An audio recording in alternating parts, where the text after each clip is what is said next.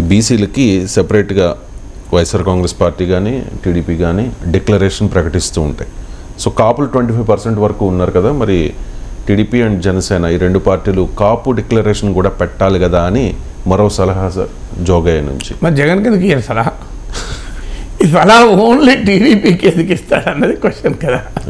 So కాపు declaration కావాలన్న demand only Chandrababu నాయుడుకి ఎందుకు ఇస్తున్నాడు అంటే జగన్ ఓడిపోతాడు, చంద్రబాబు ముఖ్యమంత్రి అవుతాడని జోగయ్య అనుకుంటున్నాడా? అదే నిజమైతే జోగయ్య కుమార్ ఢిల్లీ వైసీపీలో దిగాడు. అసలు అంత సీనియర్ నాయకుడికి నా ప్రశ్న ఏంటంటే, జగన్మోహన్ రెడ్డి ముఖ్యమంత్రి అవుతారనే ఆ నమ్మకంతోనే కావాలన్న కోరికతోనే కదా సూర్యప్రకాష్ వైసీపీలో ఏరింది. మరి కాపు డిక్లరేషన్ ఇవ్వాల్సింది ఎవరు? గెలిచే వాళ్ళు ఇస్తారా, ఓడిపోయే వాళ్ళు ఇస్తారా? సో గెలిచే వాళ్ళు అని మీరే అనుకొని ఆ పార్టీలో చేరుతున్నారు మీ కుటుంబ సభ్యులు. ఆయన మరి జగన్ అడగరు, చంద్రబాబు నాయుడు అడుగుతారు. ఏమొస్తుంది దానివల్ల? అడిగితే ఇద్దరిని అడగాలి, అవునా కదా? లేదా గెలవగలిగే వాళ్ళు అడగాలి.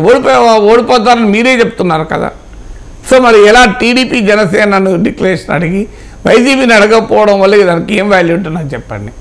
అడిగితే కాపు పెద్దలైనప్పుడు రాజకీయాలకు అతీతంగా ప్రజల పక్షాన నిలబడి, కాపుల పక్షాన నిలబడి, నా పార్టీలాగా మీరు కాపులను పావులుగా వాడుకోకండి, కాపులకి ఇవి కావాలి అని డిమాండ్ చేయాలి. అటు చంద్రబాబు నాయుడు జగన్ల మధ్య రాజకీయ అంశంగా జోగయ్య పొద్దుగడ్డ లాంటి వాళ్ళు ఉండడమే కాపులకు వస్తున్న పెద్ద నష్టం. ఎందుకంటే వీళ్ళిద్దరు కాపు పెద్దలు, ప్యూర్లీ రాజకీయాలకు అతీతంగా కాపు ప్రయోజనాల కొరకే నిలబడాలి, కాపుల కోసం అందరినీ అడగాలి. అలా కాకుండా సెలెక్టివ్గా క్వశ్చనింగ్ అడిగితే అల్టిమేట్గా నష్టపోయేది కాపులే కదా.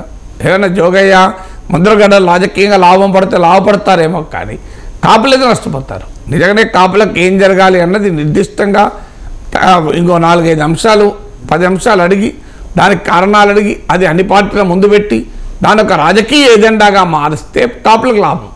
అలా కాకుండా వైసీపీకి ఉపయోగపడడానికి టీడీపీ పైన పెడతాం, టీడీపీకి ఉపయోగపడతానికి వైసీపీ పైన పెడతాం, అలా ఏం లాభం? దీనివల్ల కాపులకు లాభం అయ్యే డిమాండ్లు రూపొందించి అన్ని పార్టీల ముందు పెట్టి ఏ పార్టీ ఒప్పుకుంటే మేము ఆ పార్టీకి మద్దతు ఇస్తామనండి, అది కూడా లేదు కదా. అందువల్ల ఇవన్నీ పొలిటికల్ గేమ్లో భాగం. ఇందులో కాపులకు వచ్చేది లేదు, పోయేది లేదు.